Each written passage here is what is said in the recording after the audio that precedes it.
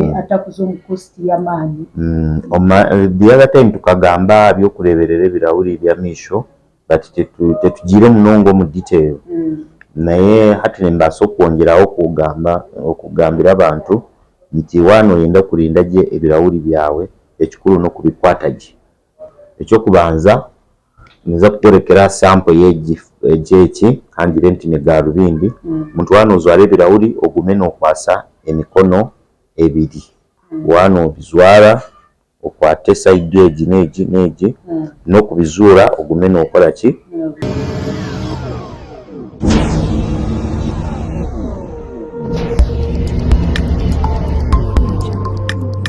Nkole Media TV, thank you so much for loving us. Mwebale kutukunda buzima. Ijuka tusubscribinga otworeke rukundo. Amazina ndi Joanna na kwachira on program yetu eyambi amagara ningashi amagara amino mushawo turi akureberera amisho gitu mushawo na kwachira Nkole Media.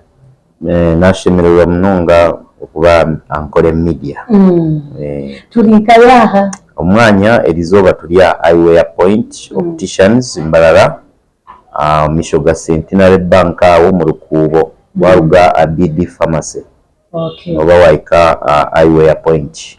Eyewear Point yamara wawo emyaka eri kuzo myaka 25.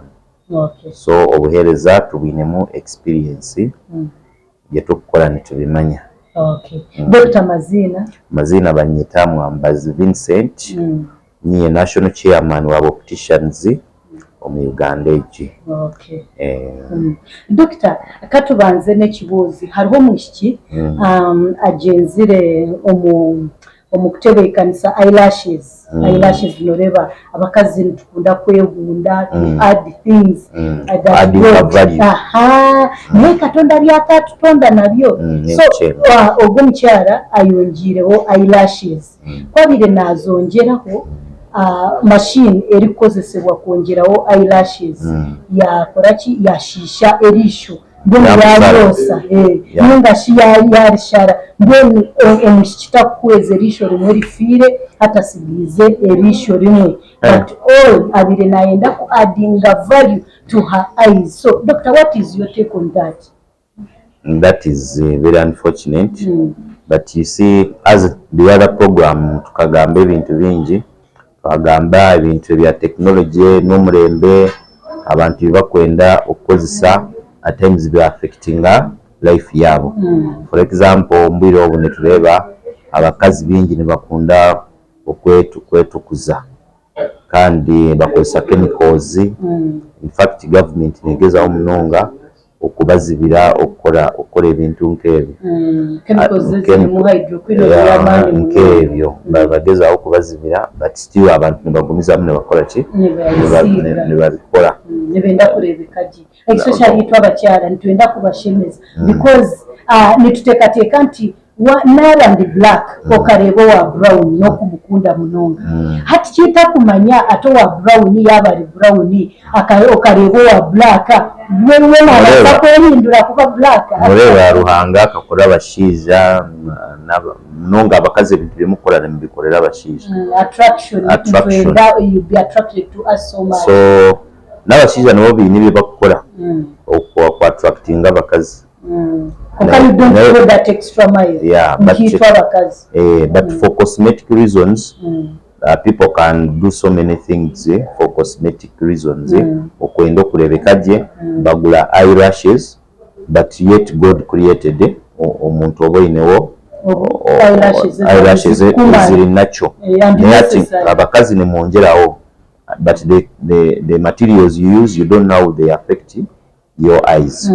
Even the machines you are using okubitawo, for example accidentally onoza kudamaginga omwana gweriso gwa byawe when you are trying to they are what we call cosmetic contact lenses. Omuntu wayenda amisho gawe gahindure color. For example munonga not white eye whiteners, they are called cosmetic contact lenses. Nogizwale muriso eriso lihindura color, wayenda libe blue liba blue, wayenda libe green eriso lya ribati green. Na munonga contact lenses ezo nezikozesebwa abantu abakukola nk'emizaano bakwenda kuhindura amisho gaabo, some of them ne bazikozesa in drama like ababemizaano acting. Then there are people who are abakuzaana omupiira games yet they cannot use glasses because one ozaana nk'omupiira wozwire spectacles oli anaabasa okuteera omupiira face ninga ekikonde galulindi ninga ekirawuli kikole kikusale yet you are talented in playing football and you want to continue playing football at the same time when you are seeing very well. So omuntu nk'ogwo ne tumuadvisinga okutunga contact lenses za kuzwala omumisho direct zimuyamba okuweza gye omupiira. So that one is not cosmetic. When azikozesa just okuweza gye at the same time applying the role ye eyokusamba omupiira. But then there are those which people use for cosmetic reasons okuhindura appearance yabo. Na mnonga abakazi yanaza nko wedding naenda misho ge gabe white agula contact lenses are white. Oli anabasogira misho gange on my wedding nyenda gabe ga blue ninga green ninga technology eri kale mno. So the other time tukagamba technology na misho. So technology nehindure ebintu bingi, but we have to be careful when we are, because the eye is one of the most sensitive parts of our bodies. Nabandiyo nti obuzibu obulyo mu embracing technology. So obviously we have to be careful when we are embracing technology, and we always inquire from professionals. For example, we janko opticians baso kugambira ekyeki otakikozesa amisho gawe nikibaso ku affecting. When rehabilitating you, it becomes very difficult because oziwe tokuleba gye, they can easily rehabilitate you okula or you grow up otakuleba, but then your vision or gaining other senses but developing, so you can live as a blind person. But when you become blind at an old age, rehabilitating you becomes difficult. So we always have to take care of our precious eyes. You can lose one of your lips, ningo kutu, ninga nyindo, but amisho, it would be very good to protect them. Even abakore emirimo eri risky, abakocha welding, abakore emirimo yona eri kubasa ku affecting amisho gabo, it is better to use industrial goggles, galvinde ezikubasa kuba protecting. Even when you are swimming, there are swimming goggles which you can put on when you go to swim.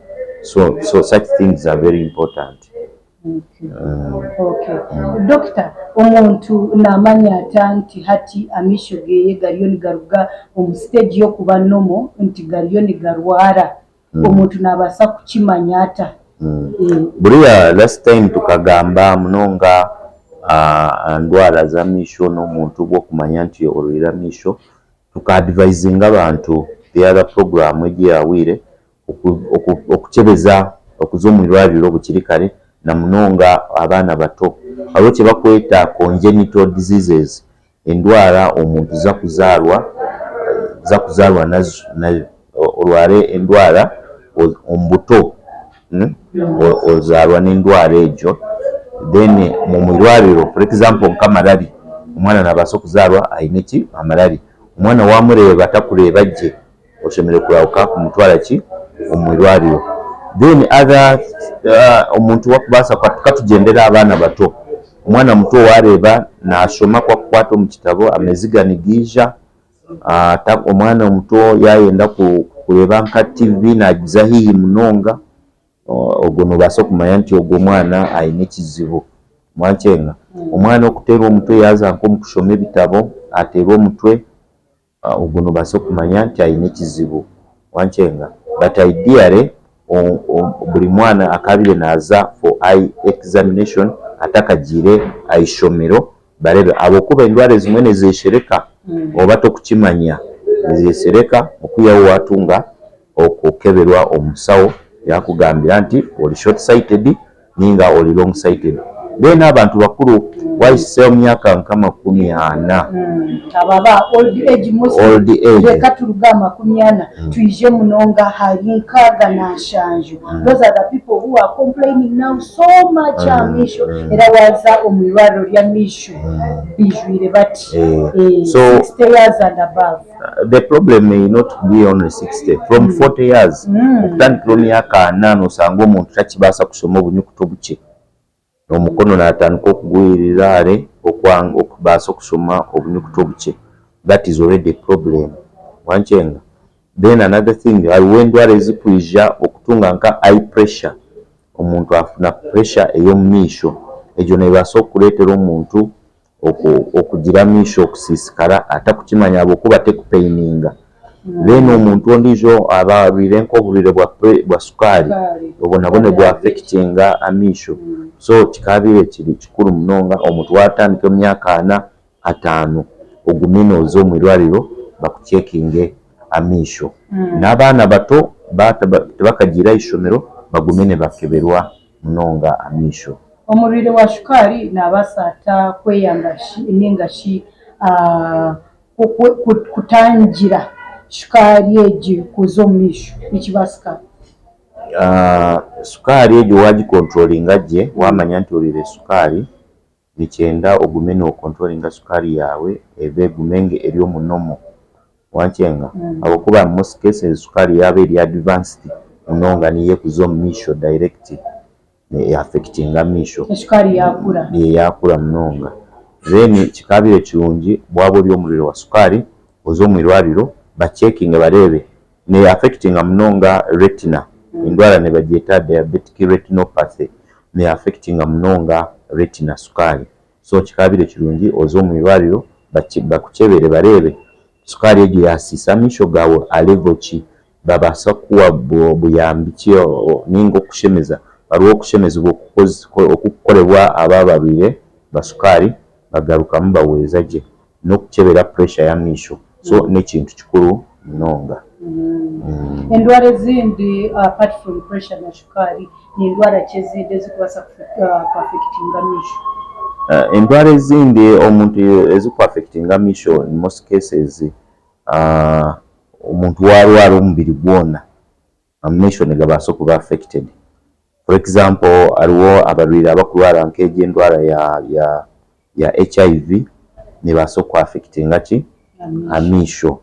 So endwara yona omubiri gwatungamu immunosuppression okukendera amaanyi amisho negabasa okuba affected. Nobasa okulwala nka kidney affecting amisho olwala ki niki affectinga ki amisho. So endwara zona nezibasa okuaffectinga ki amisho. Doctor, ekindi glasses ezi mwagira mulyaba eyewear point and nimukora munonga ha glasses. Ati glasses ezi omuntu nabasa kuzikuuma ata kushanga nti buri mwaka takwetinga gura glasses because they are expensive. And one reason abwenchi nkomuntu ali okwo mu kyaro ningashi mufuna mpora abwenchi tibakuzigura bakakozesa ziriya za sunglasses ez'enkumita no kugira nti ziri expensive.